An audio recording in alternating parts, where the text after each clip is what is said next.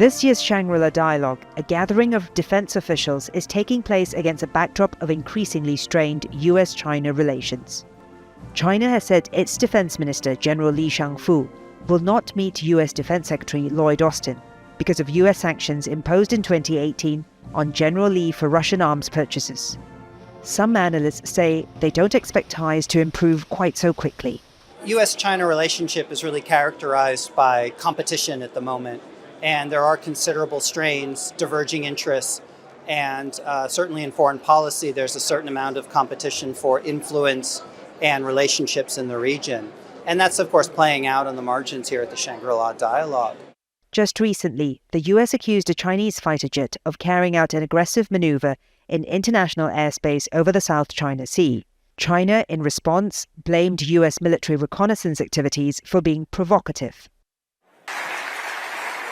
Australian Prime Minister Anthony Albanese, in his keynote address, urged countries in the region to work collectively to manage the security challenges ahead. There is no security to be found in isolation. No growth or prosperity to be gained from closing ourselves off from the world. No stability without respect for sovereignty.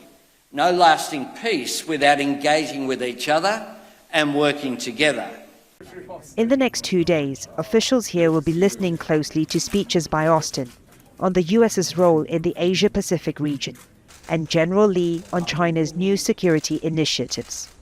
This is an opportunity for Southeast Asia to bring the US, China, Europe, Australia to the region and to ask them to make a statement of defense policy.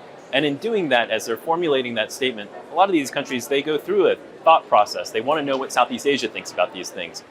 Southeast Asian countries have said they don't want to have to take sides in the US-China rivalry. There will likely be pressure from defense officials from other countries for the US and China to de-escalate tensions. This conference is an opportunity for defense officials to repair old ties and build new ones towards a common goal: stability in the region. Florence Louis, Al Jazeera, Singapore.